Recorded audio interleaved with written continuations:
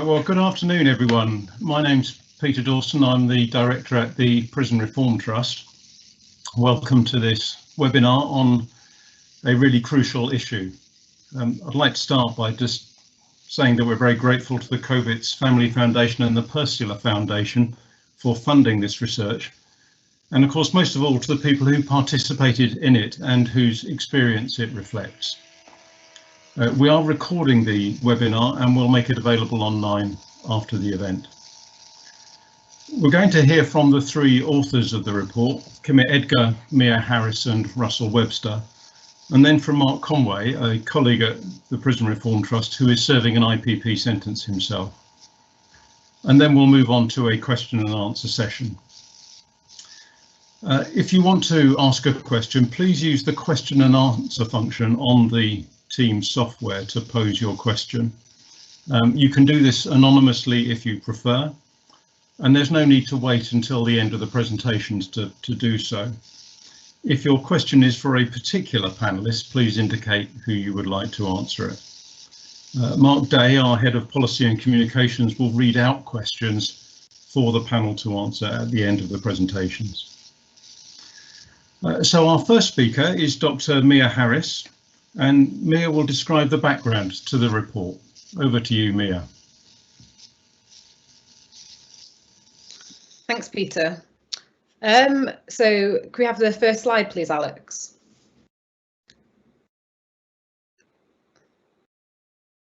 That's me. Brilliant. So as most of you will know, the IPP was introduced through the Criminal Justice Act of 2003. People given an IPP had to serve a minimum tariff, but would only be granted release when they were considered safe to be released by the parole board. Once in the community, people would remain on licence indefinitely and could be recalled to prison indefinitely. The sentence was revised in 2008 to stop it being given to people for relatively minor offences, and in 2012 it was abolished, recognising the injustice of the IPP. However, the IPP has remained in effect for those who'd already received it.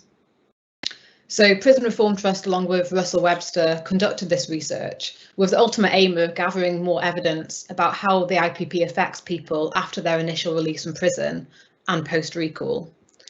So there's quite a lot of research that already documents the negative effects of the IPP, dating back to 2008, when the Centre for Mental Health published a report on the mental health implications of the IPP.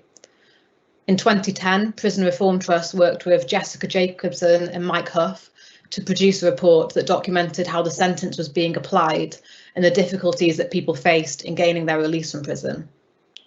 2 years later, in 2012, Paul Advocate published an article in the Prison Service Journal drawing on interviews with prisoners serving IPPs to document the frustrations of receiving the sentence, living with it, and trying to gain their release.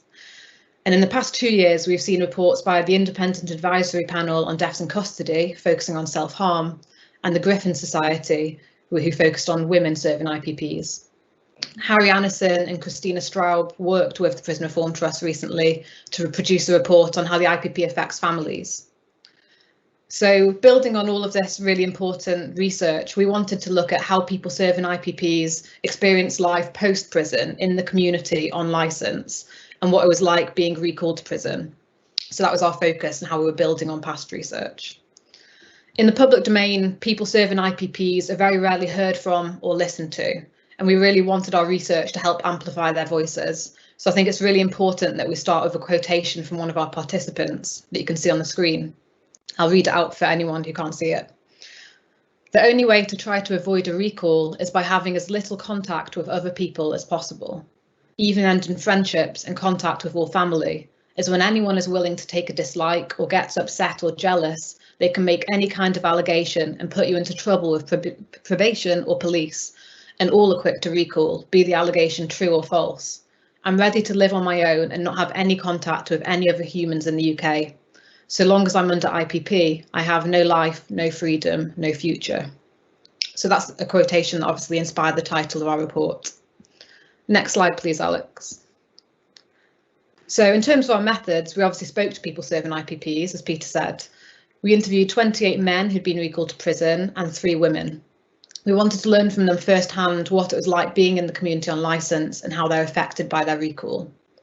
We also analysed official quantitative data to see what the statistics could tell us about how many people are affected by recall and in what ways. We analysed 2 data sets from the prison and probation services. One contained data on people recalled on an IPP between January 2015 and October 2019. The other documented 1,140 cases of people who'd been recalled and then re-released into the community. Finally, we conducted focus groups with probation officers and parole board members, and we interviewed offender managers working in prisons as well as prison lawyers. We wanted to gain their perspective on why so many people on IPPs are being recalled to prison and what can be done about it. Next slide, please. So a few facts and figures. 8,711 IPP sentences were issued in total before the IPP was abolished. So that's a number of people, well, that represents slightly more people than received it. People might have received more than one IPP, but pretty much that represents the number of people who were affected by the IPP, over 8,000. Between January 2015 and October 2019, 4,095 people serving IPPs were released from prison, and 1,760 of them were recalled during that time, some more than once. In June 2020, there were 1,359 people in prison having been recalled on an IPP, and that was an increase of over 20% from the previous year. Next slide, please.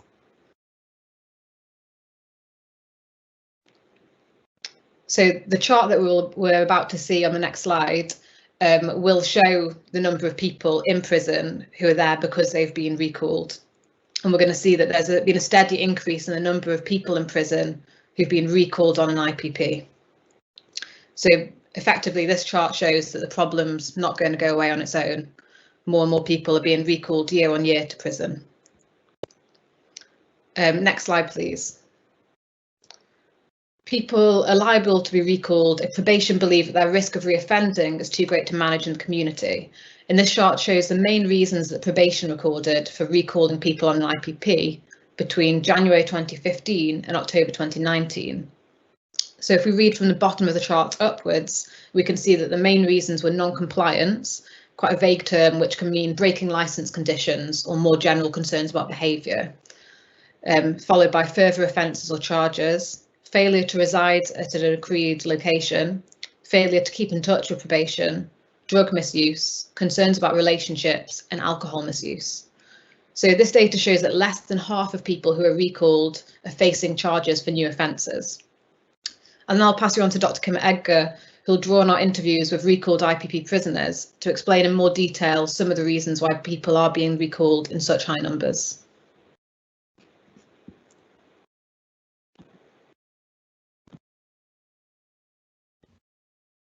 Thanks, Mia. Yes, I'm going to talk a bit about what we found out from the interviews with 31 people. And they showed that they helped us to identify the main challenges that people face when they're in the community under supervision. Next slide, please, Alex. So these are the main problems in terms of practical needs that people found: homelessness or where they were located, tensions in approved premises, unemployment, mental health needs, relationship problems, drug and alcohol misuse, the negative influence of other people, and difficulties with probation, their relationships there, or meeting license conditions. Next slide, thanks. The first point, though, about those challenges is that they often came in combination. People weren't just facing one in isolation, and that magnified the impact they had. So this one illustrates that unemployment could trigger homelessness and debt, and that combination made it harder to stay in touch with probation and mental health support. It also increased the likelihood of both substance misuse and contact with the police. So this person said, I was directed to Sheffield. They could do nothing for me. I was homeless for 3 days. I was directed to go back to Derby. I was just getting moved left, right, and centre. And for about 5 or 6 weeks, I was homeless. Next slide, please. This quote illustrates problems with unemployment, unstable housing, and license conditions that he felt increased his risk of reoffending. My probation officer insisted I leave my full-time job. I became unemployed because I had to return to London. Recalled prisoners consistently reported negative experiences in approved premises. They had disputes about curfews, some felt isolated if the hostels were far from their home areas, and many complained of a culture there of drug misuse. Next slide, thanks. So this person said, I was just stuck in the hostel. I can't be around others with mental health problems or it pulls me down. I had no friends. I isolated myself because I was terrified of being recalled, and that affected my mental health. Thanks. Next slide, thanks.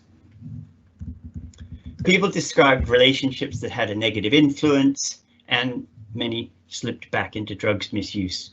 This guy said, I thought I was strong enough not to get involved, but found myself having quite a few relapses.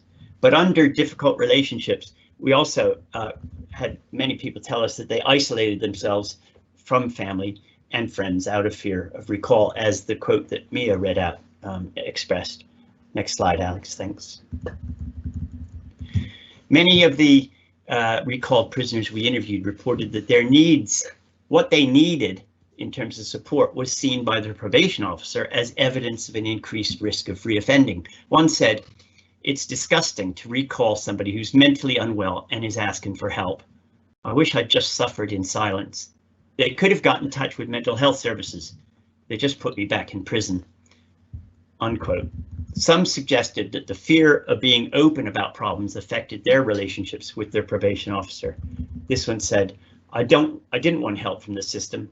They terrorized me. I went to probation, but I kept my distance. The less talking to them, the better, because they can recall me.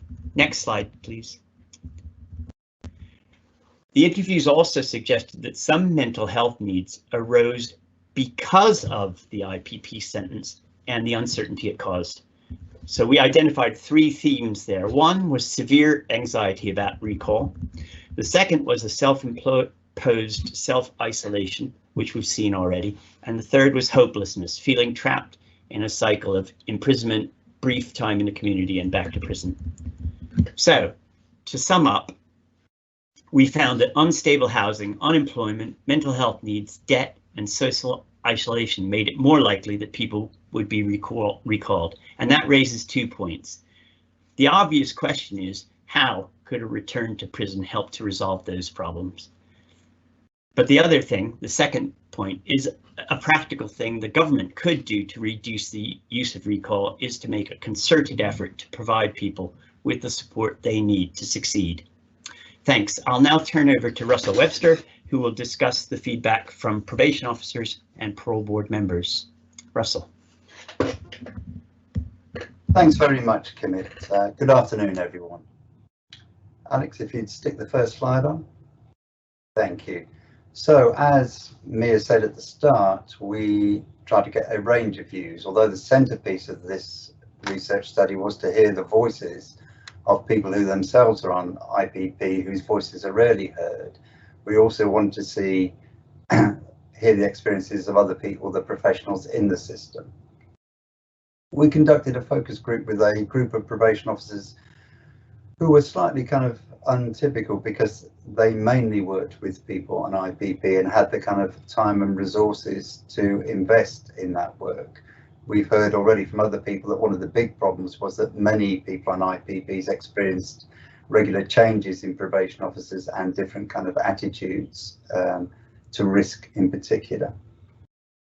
The probation officers we spoke to showed a lot of empathy for people on IPPs. They did overall think it was an unjust situation where people had often spent much longer inside than the tariff that the judge had ordered.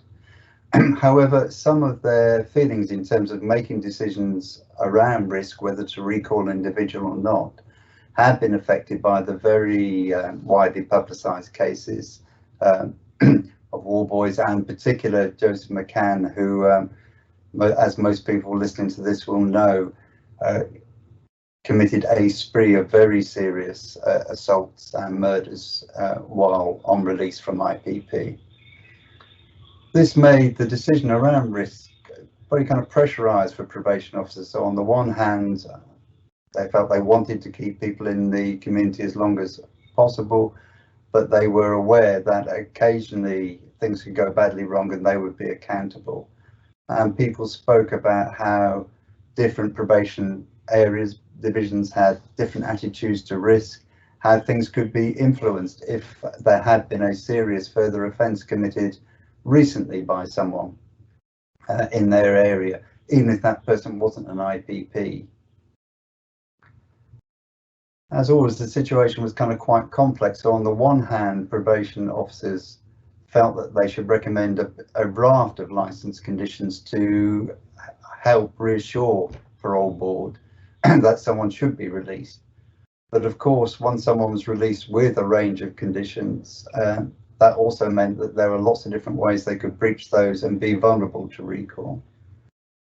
A big problem area, which I think everyone in this study agreed, was when someone was resident at a probation hostel, what are called approved premises.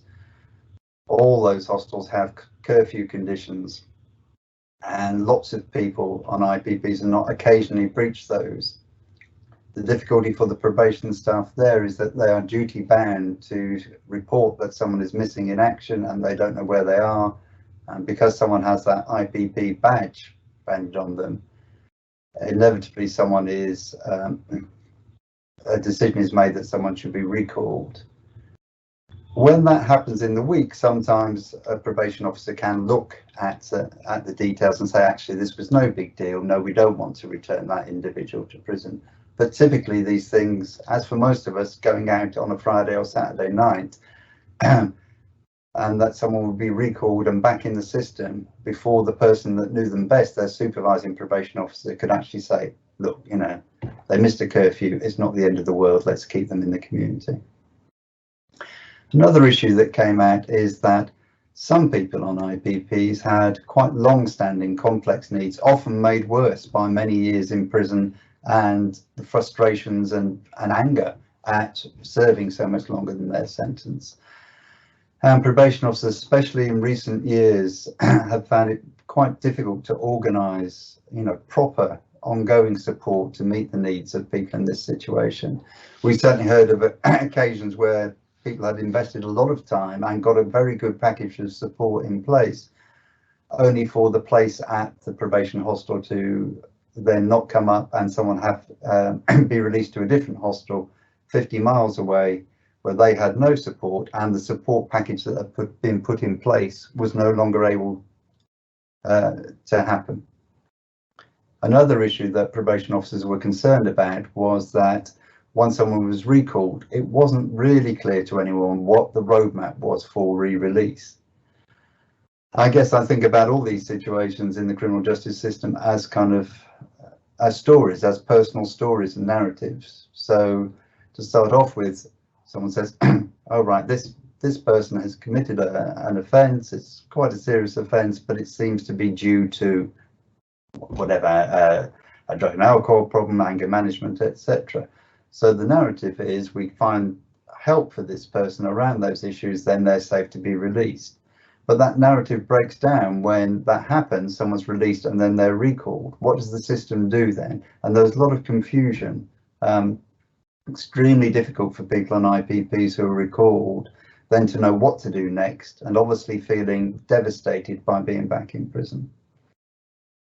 The final issue I want to share around probation officers' views was that there really was a lack of clarity about, well, how does an IPP end? Interestingly, it's been such an issue that the parole board themselves have tried to publicise the facts on this, but the reality is that IPP orders cannot end for 10 years after someone's initial release from prison, and that the prisoner themselves, the person on IPP being supervised, is supposed to make an application to have that order terminated. Can we move on to the next one, please, Alex?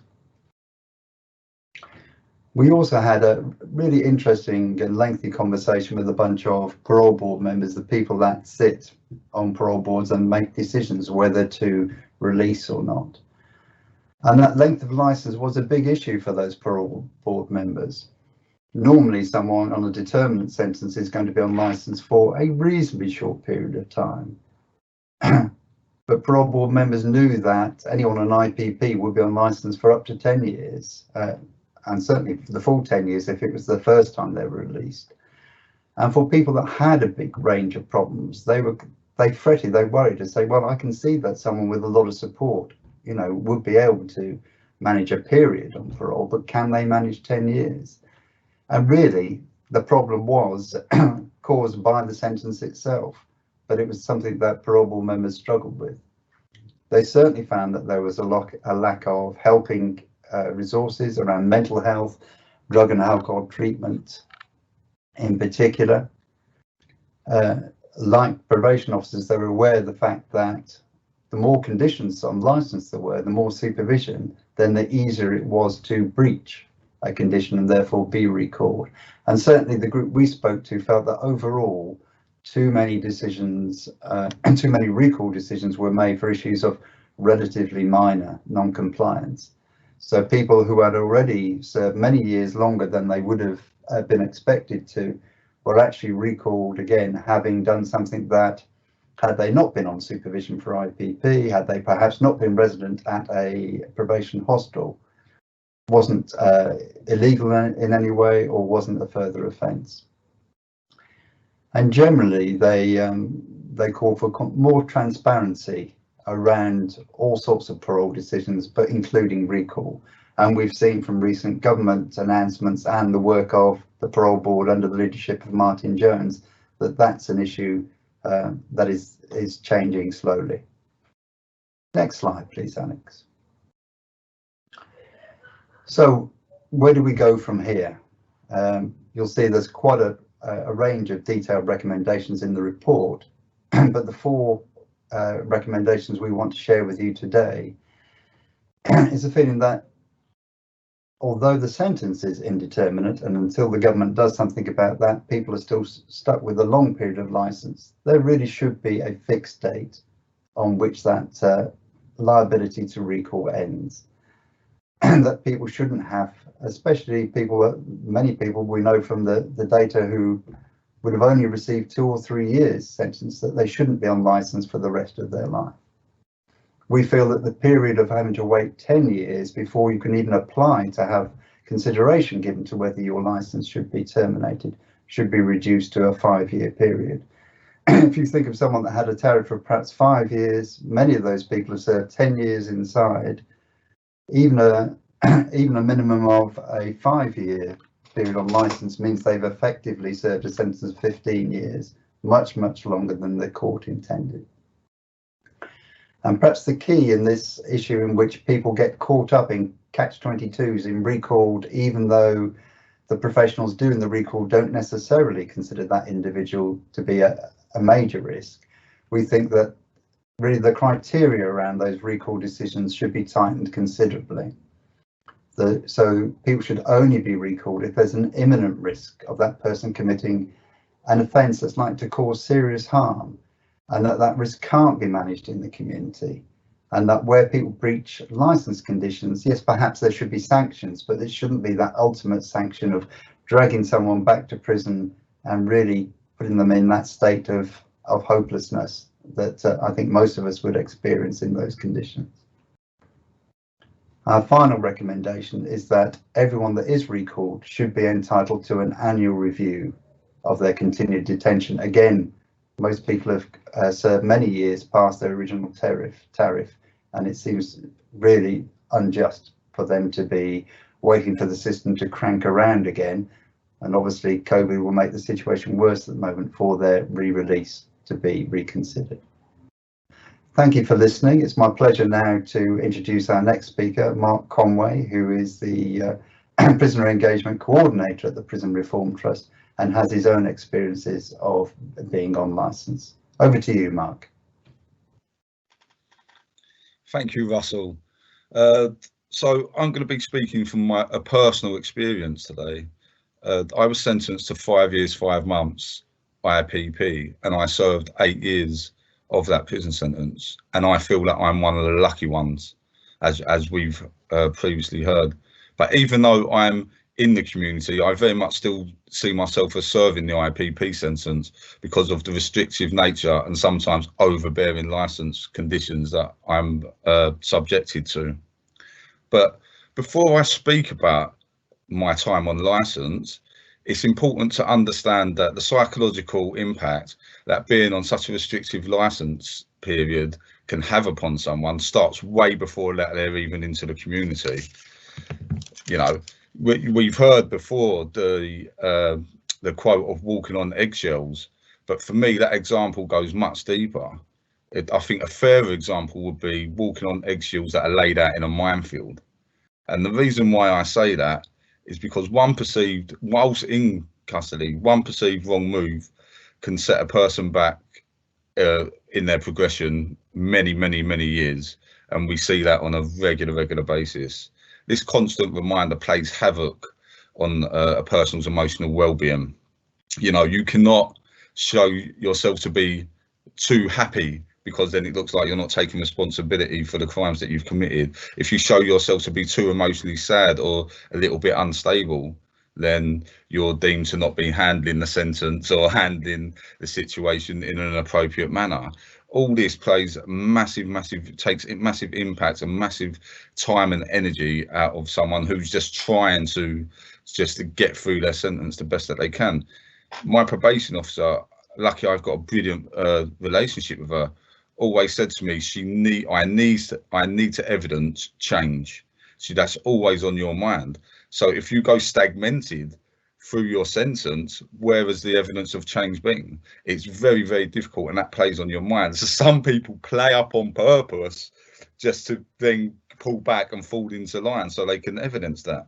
You know, you must understand that whilst you're serving them type of sentences in type of jails where a lot of people are serving them type of sentences, all you hear about is the horror stories every day on your mind. You're constantly told you need to do this course, you need to do this program, and if you don't, you won't get your parole. That really takes so much time and energy out of you, and you should be really focusing on rehabilitating yourself. It sends you sideways. You know, you're always feeling like you're chasing that carrot on the stick, but the problem with that is sometimes that carrot can't be reached, and if you run long enough and chase long enough, you end up burning out. Speaking from personal experience again, I personally met a guy who was a decade over his original tariff. He had 8 knockbacks on his parole. This led to his mental health deteriorating rapidly, and his self-harming and behaviour just went through the roof. You know, this was the sentence of lost hope in full effect. He resigned himself to dying in prison. Once you go through the whole parole process and you feel like you're on trial again and you're doing all that, if you're lucky enough, you finally get released. You know, but you would think that once released, all them pressures and that and all the support is there, like you couldn't be more wrong.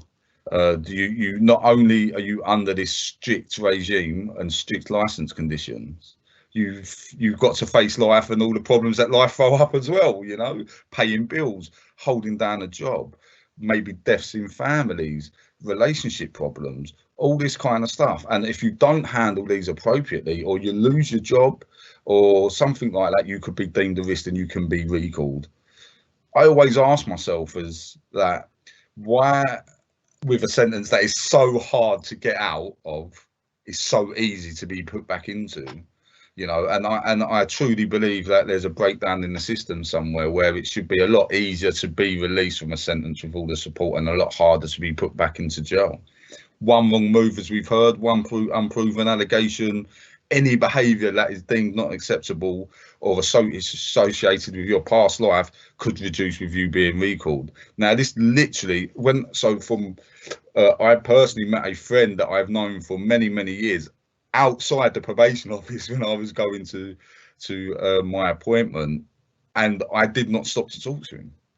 You know, I did not want to be seen that I was associating with people with criminal convictions. The constant second guessing when you're on licence takes a massive toll upon you. It sends your paranoia through the roof. I feel more paranoid on licence than I did when I was actually serving prison. You know, I saw an incident across the road from me where there was a couple arguing. I did not dream of even intervening, because of what that could have looked like, what that could get report. When you're an IPP prisoner, you're on something subjected to MAPA.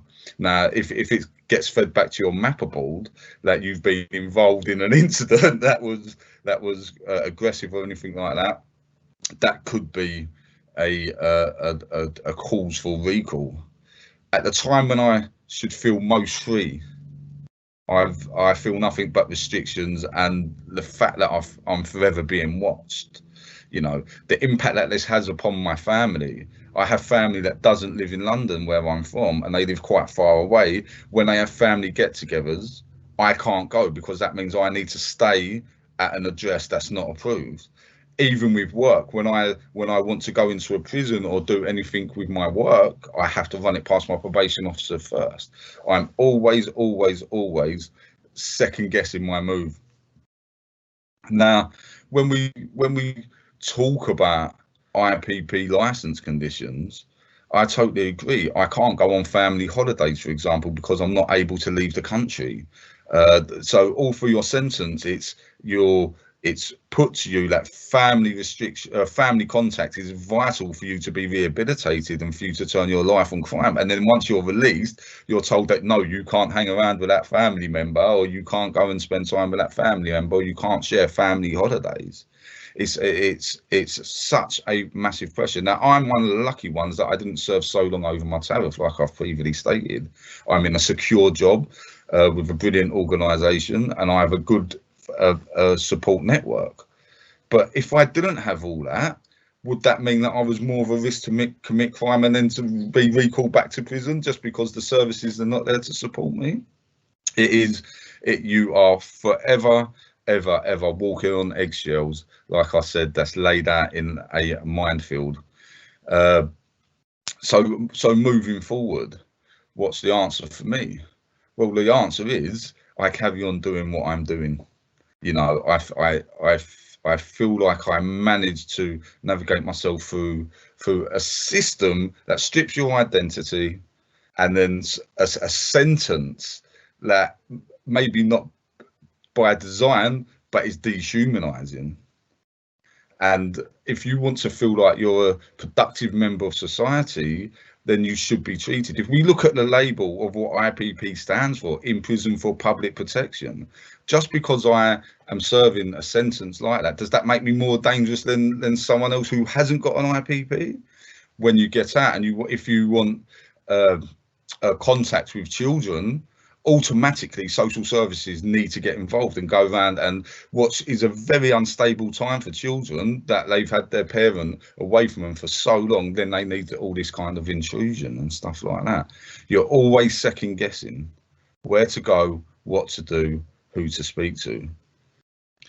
So that's my personal experience of being on license under the IPP. And like I said, I'm one of the lucky ones, and I managed to navigate myself through it accordingly. Yes, I do have a brilliant relationship with my probation officer, but that stress is always there. That, you know, that anything I do, I always think to myself, if my probation officer heard about this, how would she view it? And, you know, that sometimes I feel like I should be back in prison. Because, like I said, I felt more freedom in prison than I do now. So that's it for me. Thank you for listening. I'm going to pass you back over to carry on with the webinar.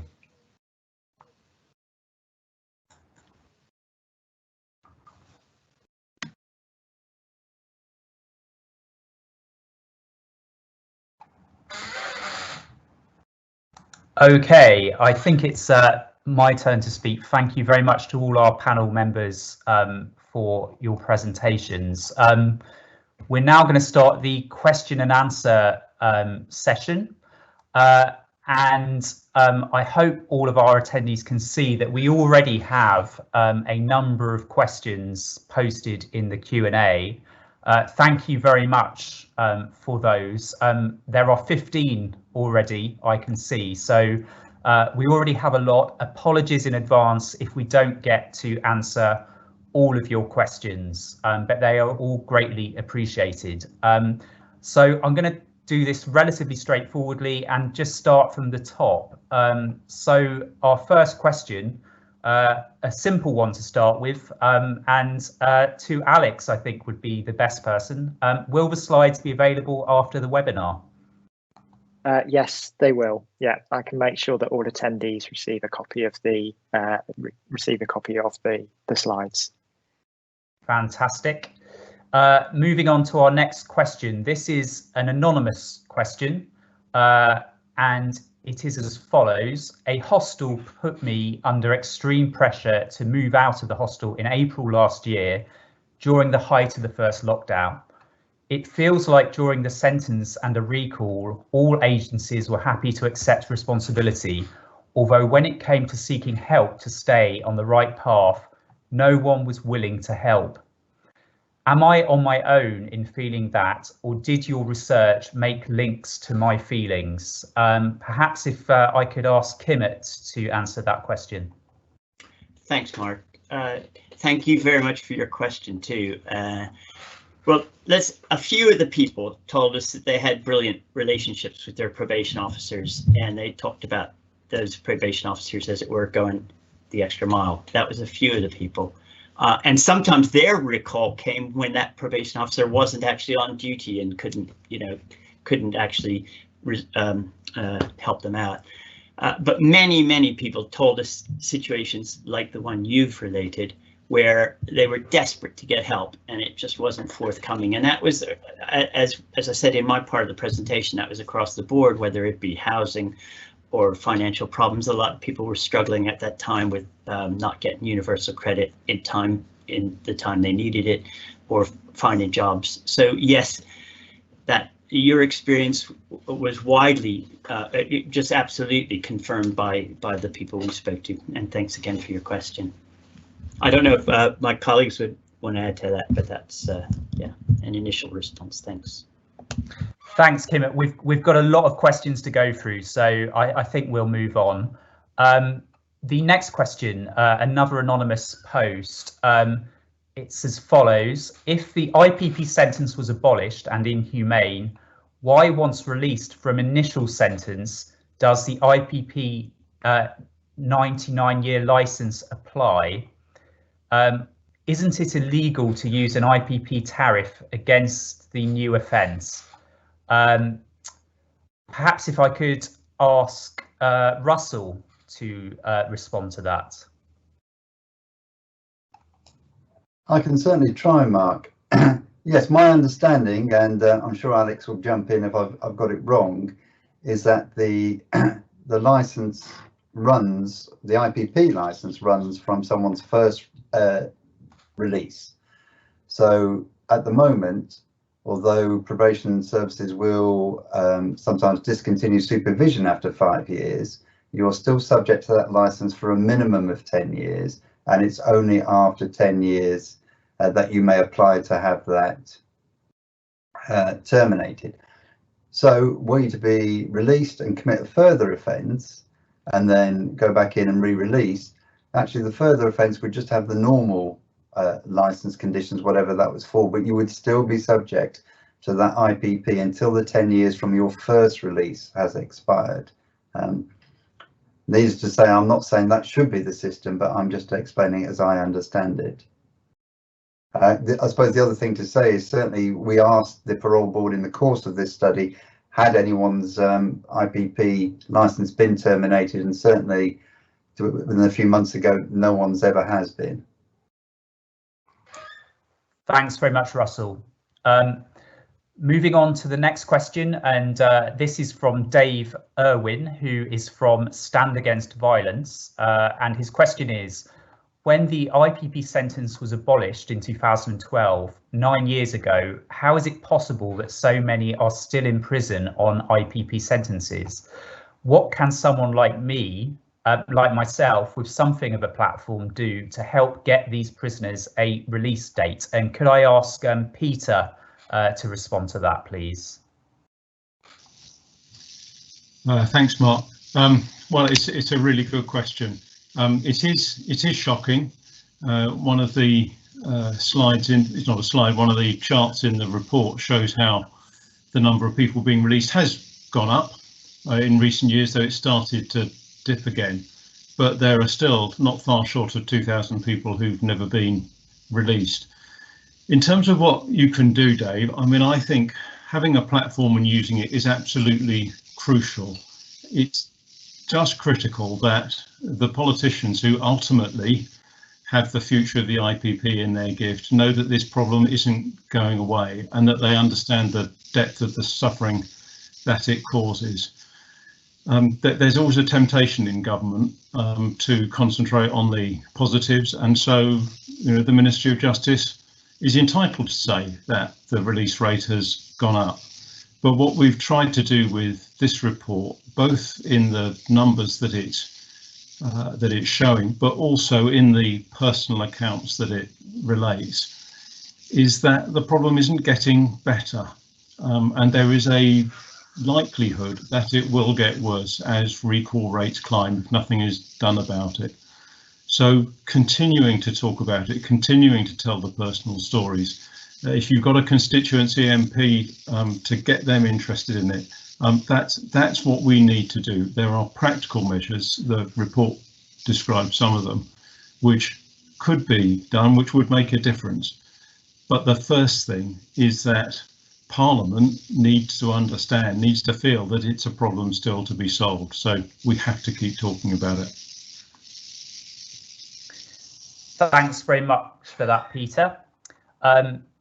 Moving on, this is an anonymous question, and it is as follows. RE probation concerns around Warboys and McCann. Are probation officers basing their decisions to recall an individual on irrelevant factors such as other people's offences or cases? I think perhaps Russell would be in a good position to respond to this. Russell, yes. Could I ask that you respond? Yes, I'm happy to do so, Mark. I think the honest answer is no. So neither in theory nor practice are people basing decisions on other cases. However, probation officers are human, and I know since actually we were doing the report, the probation inspectorate has published a report around recall and found that probation officers are very concerned about being scapegoated if they get the decision around recall wrong, either way. And so I think it's just human nature. Of course, they're looking at the person who's on licence, but if you've recently seen your colleague be disciplined or lose their job for a case where there's been a serious further offence and they didn't recommend recall, I think it's just human nature that you're more cautious. So clearly,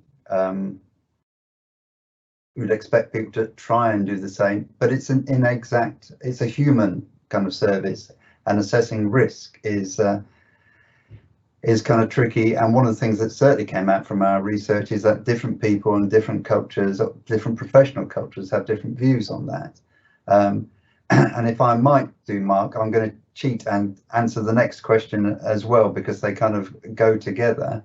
Again, an anonymous question where someone says, but probation officers don't operate in the silo. There are lots of checks and balances. People shouldn't be recalled for minor breaches, and that's obviously a really reasonable kind of point of view. I think our view on that would be it's really kind of messy, and the fact the only way in which anyone knows whether the risk decision to recall or not was right is what happens. So what happens in a lot of cases, I think, is that sometimes it is a really minor breach. And if I was to say to you, oh, someone missed a curfew, why on earth have they been recalled for that? Where's the risk in that? And this is where being an IPP makes you very vulnerable to the system, because what probation officers are taught, and I think it's probably true, is that risk is dynamic. It changes all the while. And because IPPs are subject to such close supervision, and because everything is, as Mark said, really eloquently, everything is recorded in much more detail than it would be for other cases. What happens sometimes is that a supervisor will say, yes, but this is the fourth time someone's missed a fall, or this is the, another concern. and then there's kind of pressure on to kind of justify keeping people on in the community. I think the other issue, if I may cheat, Mark, and anticipate possibly another question, is that this area that Mark talked about of not knowing what to say, of what the right thing to do is really, really tricky.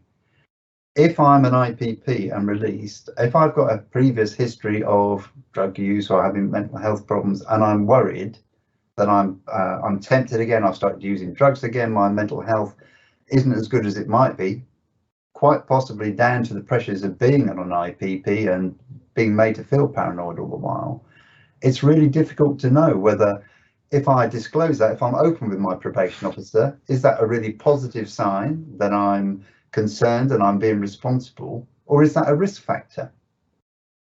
I think where practice is good, where there is the same probation officer and a relationship of trust between individuals, that's a really positive conversation. Where the probation officer perhaps isn't so good, or perhaps is new, or probation officer changes, then it's really difficult, and it's difficult on all sides. And I think when you step back, you say, but the problem is the sentence. That if you're going to be subject to such detailed supervision for a 10-year period, it's almost impossible for anyone. You know, if I know if I had to account for everything I did, I make bad decisions in my life, you know, but no one is reporting on me or checking up on me all the while. So I think the whole issue of risk is very kind of difficult. It's very difficult for professionals and extremely difficult for people on this long period of supervision. I'll shut up and let someone else have a go now. Thanks very much, Russell. So moving on to the next question. This is a two-part question, and I will split it if I may. So this is from John Samuels. The first question is, how many IPPs have had their license terminated? The sentence was first imposed in 2005. And could I ask Mia to respond to that, please? Yep. So in terms of the numbers of IPPs that have been terminated, as Russell was saying, I understand it to be true that no one has ever been able to successfully remove the IPP license. Obviously, there's going to be a relatively small number of people who have been out of prison for 10 years from their initial release because people served so long post-tariff, and you have to wait 10 years in order to apply. So when Russell spoke to probation, it was true that no person had ever been able to successfully get rid of their IPP license. Thanks very much, Mia. And then the second part of the question, I think probably ought to go to Peter. And it is, ought not recall to be judicially determined rather than being triggered by a judicial officer? Yeah, if I can just go backwards, I think there's a comment in on the Q&A from Glenn at the Parole Board saying that they've now considered 4 cases of people wanting their licence terminated, of which 3 have been successful. So that's hot off the press. Should it be a judicial decision? Well, in the detailed recommendations in the report, not of all of which we sort of described today, we talk about circumstances, particularly where there have been further charges, where we think it would be possible for the decision to be dealt with in a court. So if you've been charged with a further offence, a court has a power to remand in custody, and that power is exercised on the basis of risk. So in those circumstances, perhaps the court should be doing it. The difficulty will always be that so long as the power exists, the pressure on probation is going to be to avoid risk, because if they think something is going to happen very imminently, waiting for the due process might not prevent it. My view is that the safeguard of the Parole Board reconsidering decisions is just too slow and too uncertain, and we know that that when people have the chance to put their case face to face, the outcome is very often different from putting that case on the papers, and setting up oral hearings for people to have their circumstances reconsidered takes a long time. The whole sentence puts too much discretion in the hands of non-judicial operators in the system. But where we are, I think the way forward is about greater safeguards within the law rather than trying to change it. What we want to do, of course, ultimately is abolish the sentence altogether. Thanks very much, Peter. The next question is quite a detailed one on the McCann case. Russell, I don't know whether that's, given it is an individual case, I don't know whether that is something you would be happy to respond on or not. I mean, it does go into quite a bit of detail about the specific case, which we may not have information about. I don't think I can speak about that because I don't have enough knowledge, but I do think the point made is really important, that certainly, I mean, it's Kimmett and Mia, and perhaps they would like to come in, but I know that in many of the conversations they had with people who have been recalled, people are at the end of their tether. People are frustrated, they're angry, they feel like they've done everything, especially if people haven't committed a further offence. You know, what am I supposed to do? And I think people on IPPs are caught in a whole series of different catch-22s, because having been recalled, you've got to prove that you're safe to be released. If the way you're feeling is expletive, the system, you know, I was given 3 years, I've served 10, I've been out 6 months, I've been recalled again, I haven't committed a further offence. Why would I want to comply with the system? But of course, if you don't comply with the system, how can you be re-released? And I think that, I know that's not kind of exactly what the question is, but that kind of effort, kind of motivation that, you know, whatever I do is going to be wrong, so why should I comply, is an issue for many people trapped in this kind of endless loop. That's great. Thanks very much, Russell. Moving on, another anonymous question. It's more of a comment, in fact, but I'll invite the panel to reflect on it. Anyone who has not progressed to open conditions, not someone who has returned to custody on recall, there should be IPP progression panels, something that is initiated in custody. Could I perhaps ask Kimmett to reflect on that?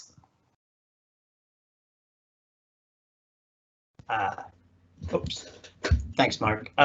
Yes, I think this points to the sort of lack of clarity, and it's trying to introduce some clarity. It points to the lack of clarity in the progression to demonstrating a reduction of risk when you're back in prison, having been recalled. And although I'm not sure, I'd have to think about the specific proposal. We were very clear.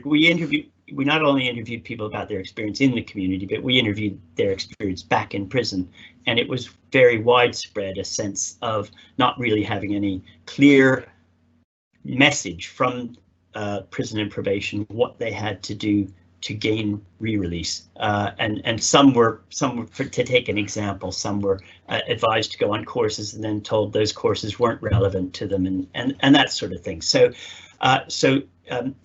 making a clear path towards re-release much more consistent was a sort of a finding from our research. Thanks. Thank you, Kimmett.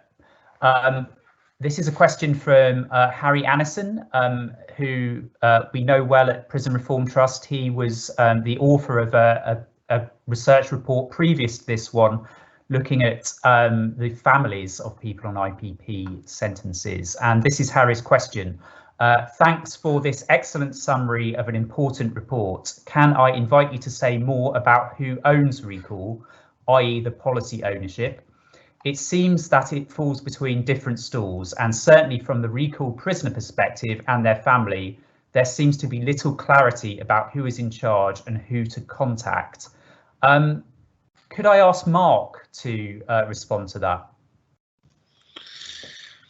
Yeah, this is something that, you know, we hear all the time. When someone is recalled, who do the families get in contact with to find out what's going on? And the prisoner themselves, well, once back in custody, is like, oh, you have all these prison myths and prison rumours bouncing about, saying, oh, you should get a pack within 24 hours, or your probation officer should come and see you, and all this. So it is a very unnerving and unclear time for everyone involved.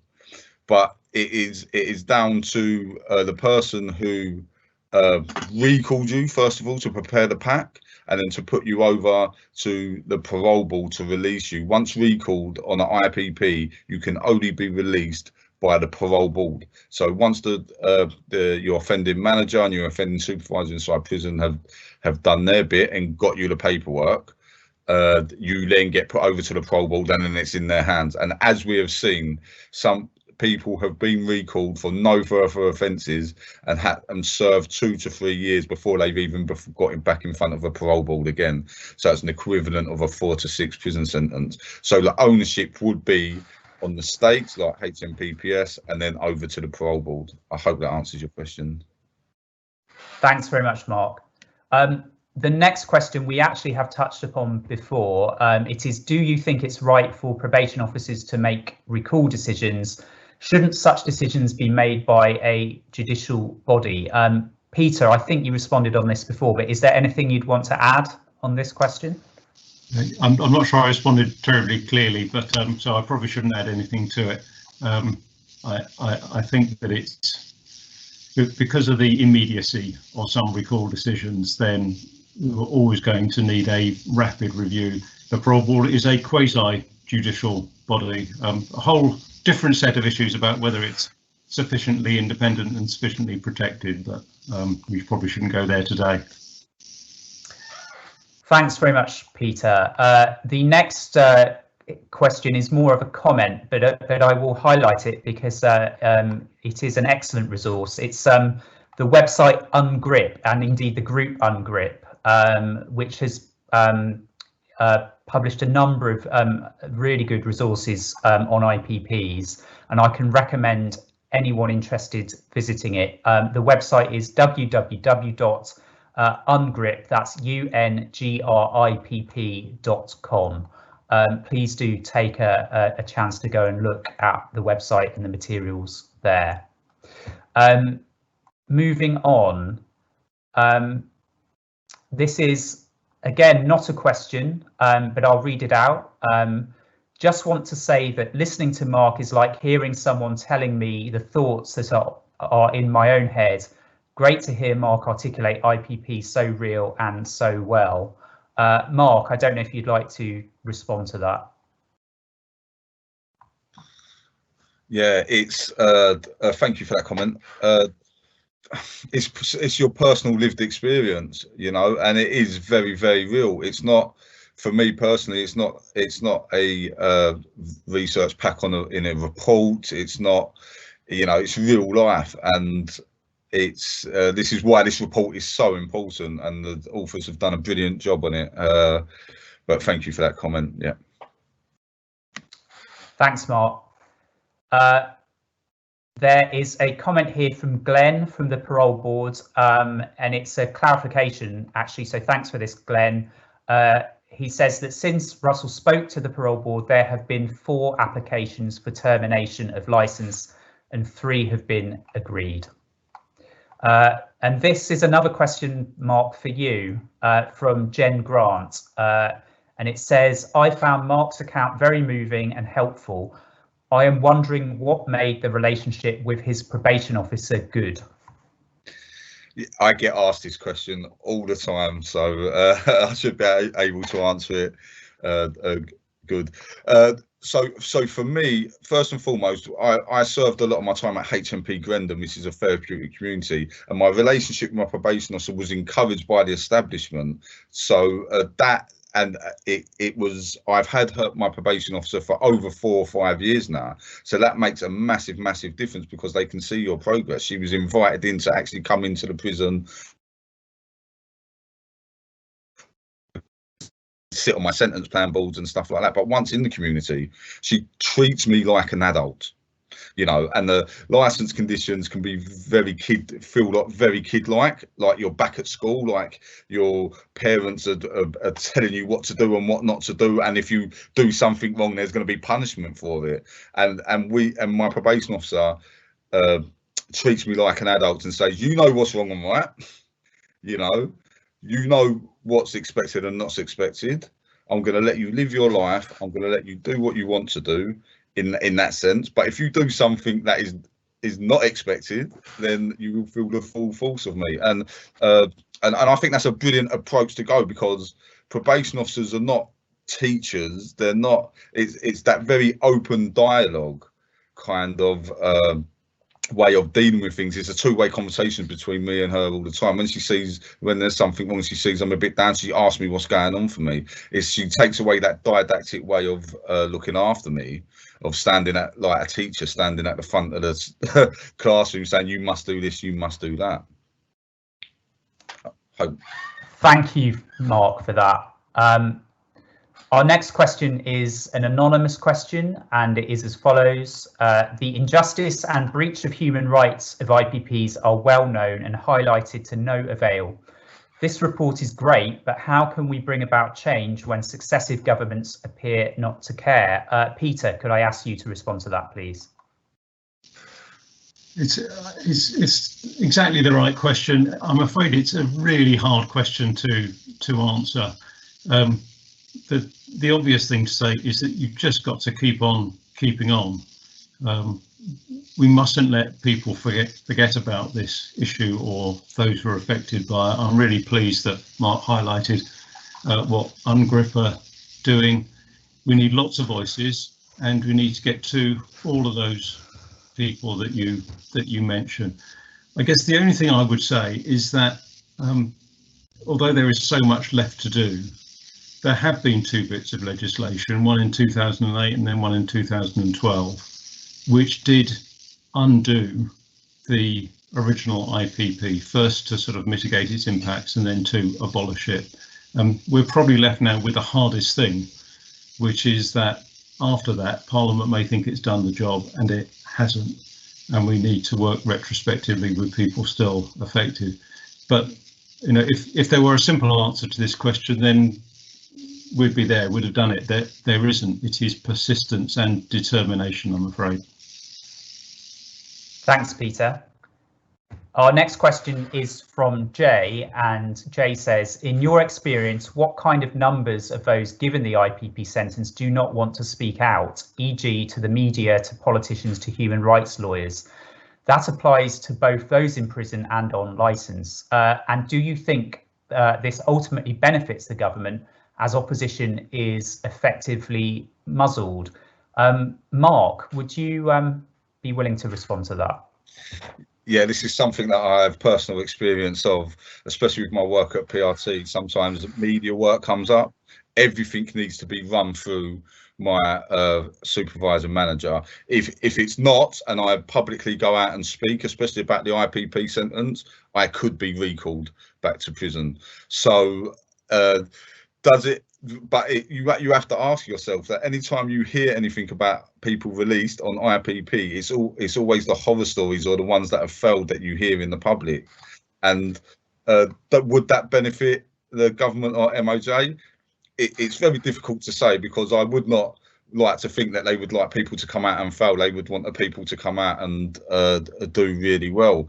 But you are under so much pressure not to speak to media, and even if you do speak to media on what you say, you can't come across like you're criticising the sentence, you can't come across like you're criticising probation officers.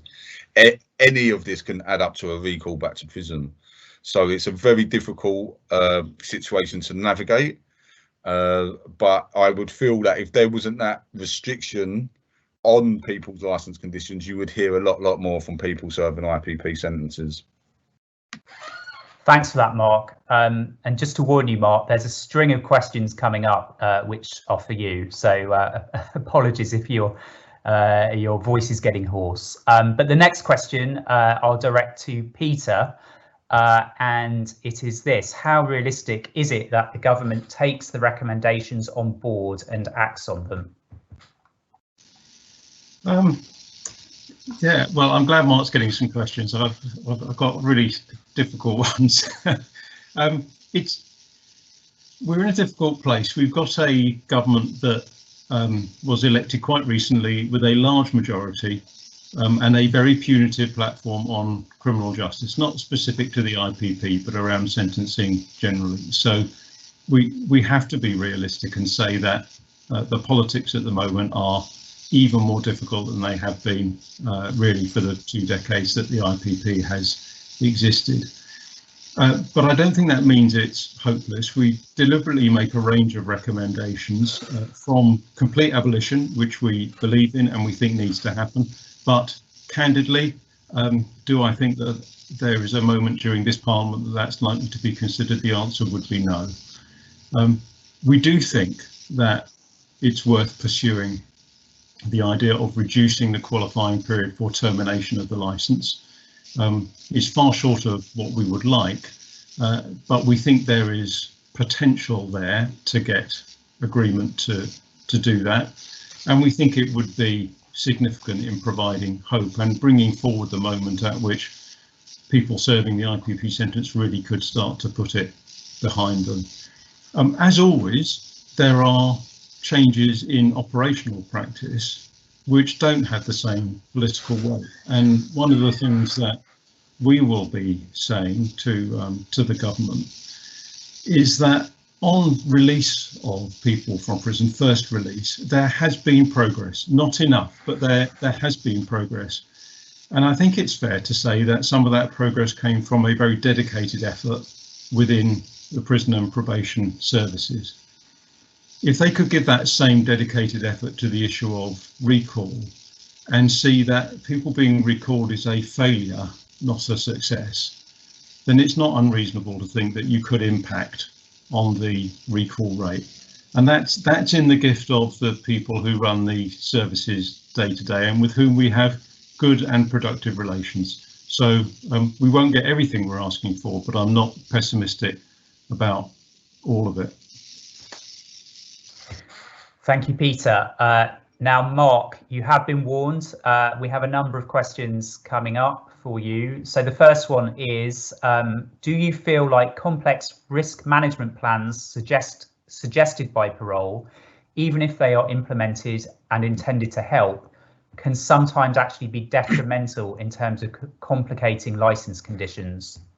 Yeah, what a brilliant question. First and foremost, what I would say about risk management plans set by the Parole Board is they need to be realistic, and there needs to be room for manoeuvre within them. So the majority of the ones would be, or the standardised ones would be, maintain full-time employment, maintain accommodation, and maintain truthfulness with your probation officer, for example. Some hostels that you go to don't like you to work for the first 4 weeks, and as we already heard through Dr. Edgar's feedback, that people were lost their job. So your job that you might have when you go to the Parole Board might not be there 2 weeks after release. So all of a sudden you feel like you're on the back foot. That standalone issue wouldn't probably be enough to get someone recalled.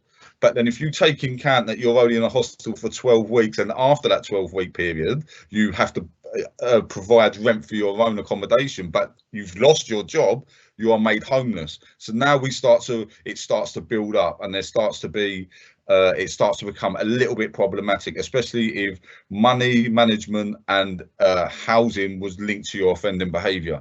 So now you have to go to your probation officer and you have to say, I'm homeless on the street, which you would have thought someone as an IPP prisoner would have been unheard of, but it happens, and I have no job. Now all of a sudden the spotlight is already on you. So yes, it can make your licence conditions more complex, and then because of the readiness and easiness of how easy it is to be recalled back to prison, it promotes people to then lie to their probation officer, which is something that you shouldn't do. But people are not exactly truthful, so they might say, oh, I've got somewhere to stay, or I have still got a job, or I've not been here and I've not been there. And then when they find out they've got something else to add to the complex needs of that, they've lied to their probation officer. So if they're not realistic and have a room for manoeuvre, then they can come very problematic against the licence conditions. Thank you, Mark, and stay on the line because we have a second question for you, and it is this.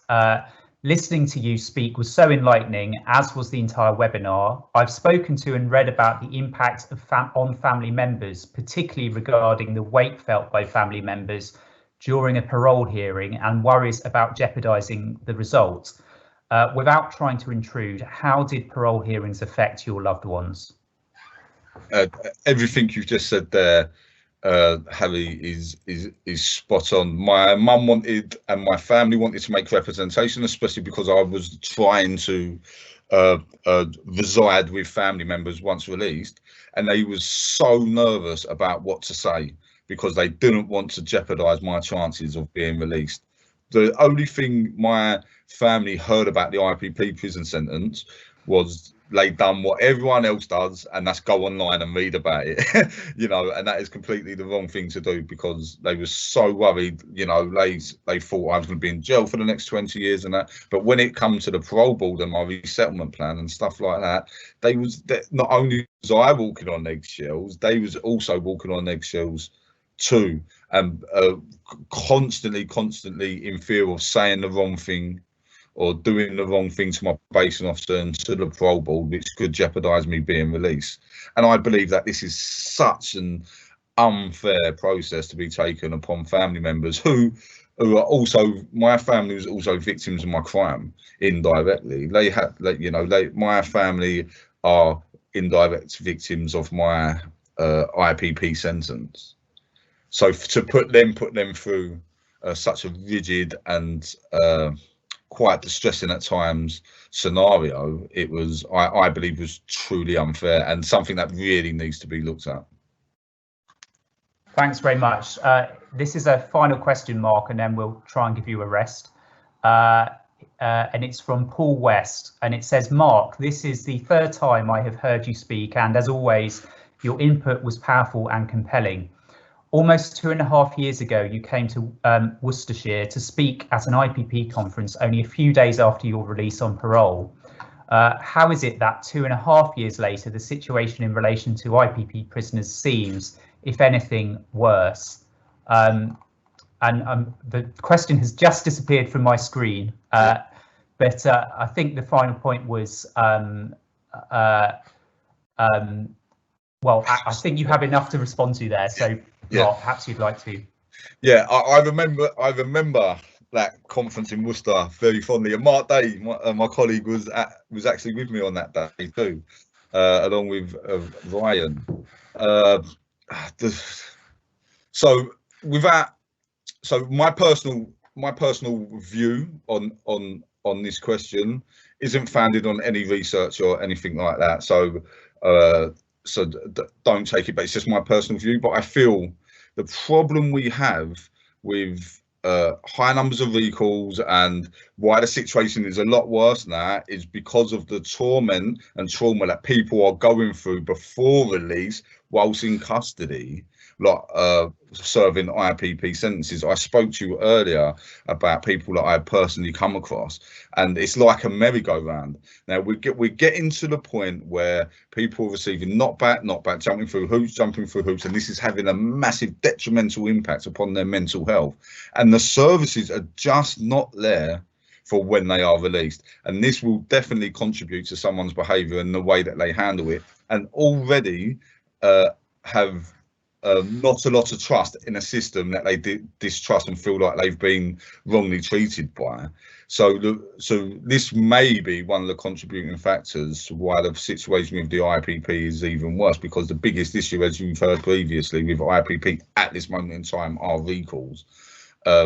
My biggest fear is that in 20 years time there's someone in a segregation unit in one of our dispersals units still with an IPP sentence because they are just too mentally unstable to be released. That's my biggest fear. Thanks very much, Mark. I have, I'm afraid, another question for you. This is from Sarah Smart, who is a Griffin's IPP researcher, and she says, thank you so much for this excellent and important webinar and outstanding piece of research. Mark was particularly powerful. I have a quick question for him. How widely does he feel IPP sentenced people who are released are aware of their right, and indeed how to apply after 10 years if they get that far for an end of the licence? So I was extremely lucky. Like I said, the relationship with my probation officer and the work I currently do at PRT, I very quickly learned about this knowledge, about this issue.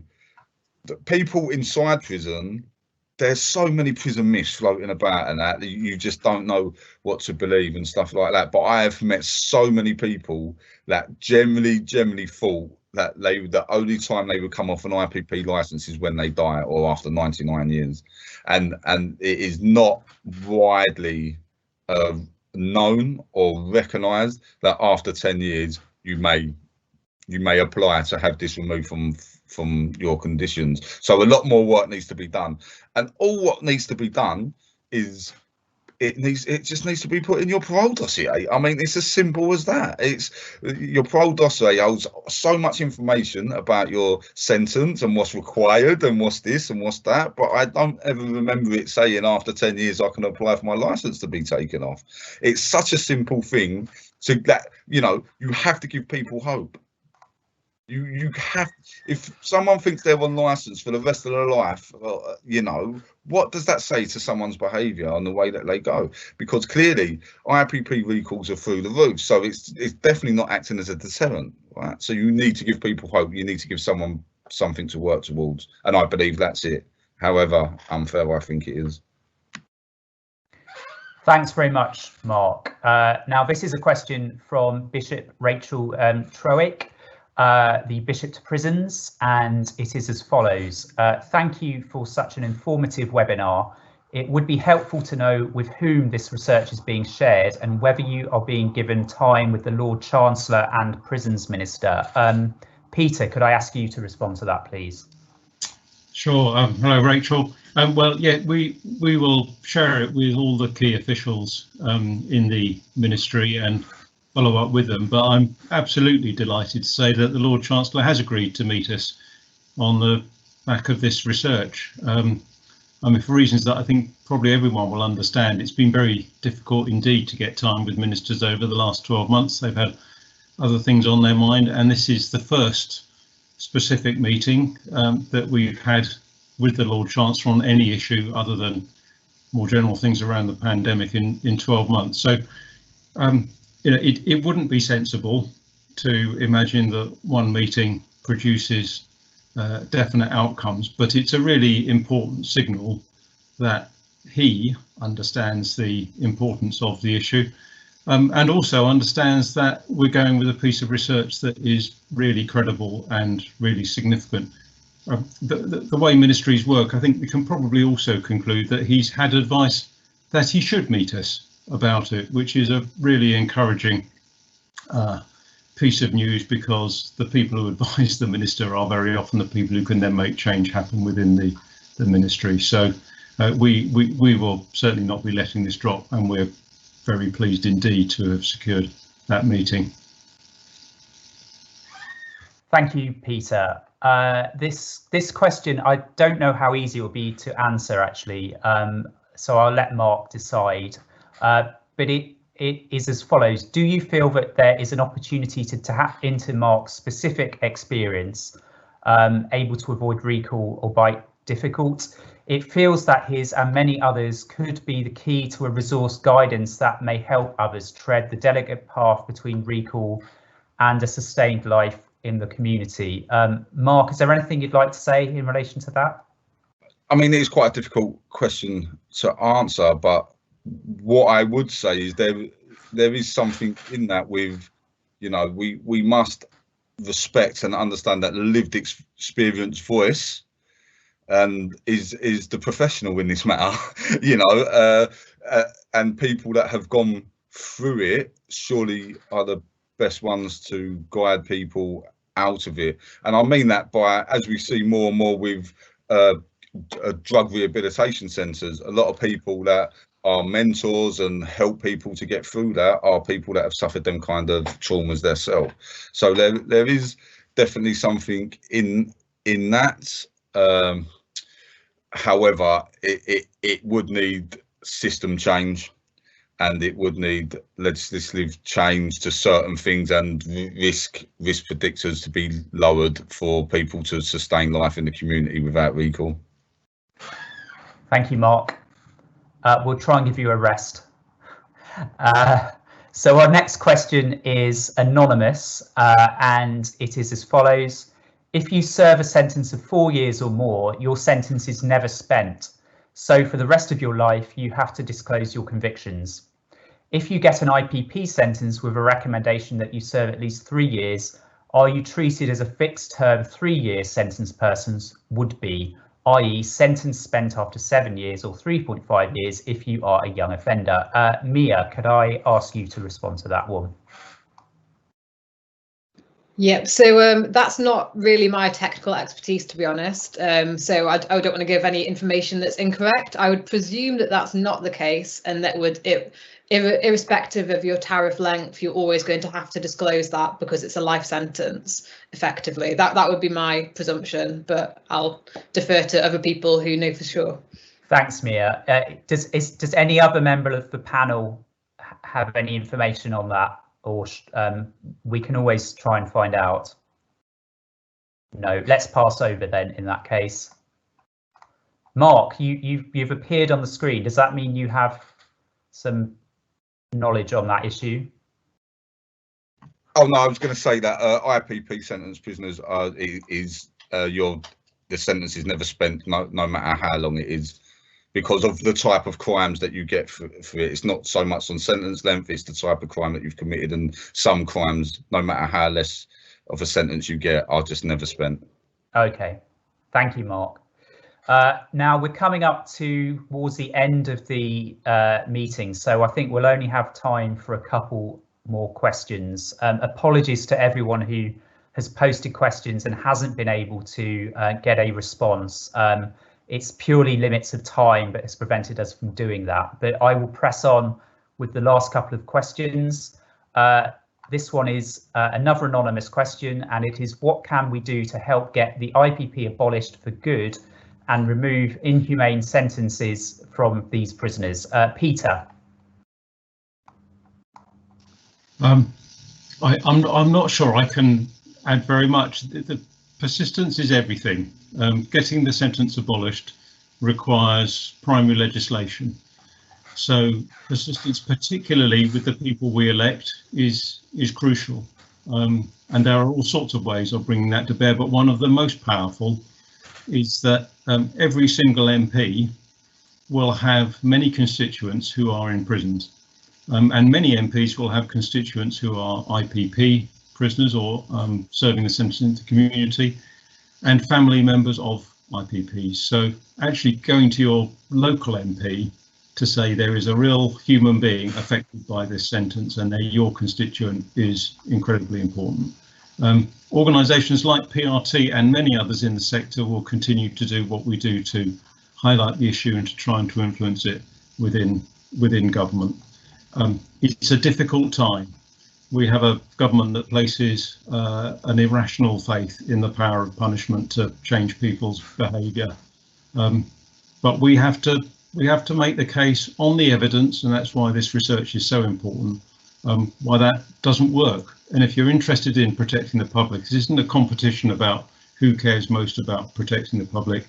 It's about what works best.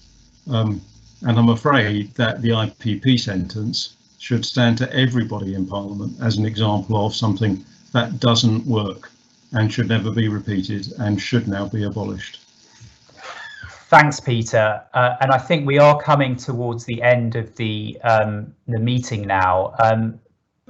Peter, I don't know if you feel there is time for any more questions or whether you would like to say a few words in closing. Well, we should be good. One of the things about these online meetings, people are much better about keeping to time, so we'll do that. I think I've said what I wanted to say in conclusion in the course of questions. We're not without hope on this. We think that there may be scope for some mitigation in legislation, and there's a criminal justice bill coming up. It will be very difficult and it won't be possible to get everything we want, but we shouldn't give up hope. But there is plenty of scope to improve the way in which people on licence are treated. and to improve the way in which people who have been recalled to prison are given the opportunity to get out again and then to succeed when they are out. And we will pursue that in every way that we can. I mean, apart from that, I really just wanted to reiterate my thanks to the authors of the report, to Marc for everything that he said today, and for all the people who've contributed to it, and to all the people out there, and many of whom I sense are on this webinar, who are also making the effort to keep this issue alive, and to show care for the people who are most affected by it. We're not going to give up. We know there is a long way to go. We think this report increases our credibility and gives us a very firm basis on which to work on the issues on recalls. But I won't say any more other than to thank everybody for attending. This is the first webinar of this sort that PRT has done. We were all very nervous beforehand, but from my perspective, it's been incredibly informative and very, very good to have so many people engaging with it. I hope it's been useful for you too, and thank you very much for attending.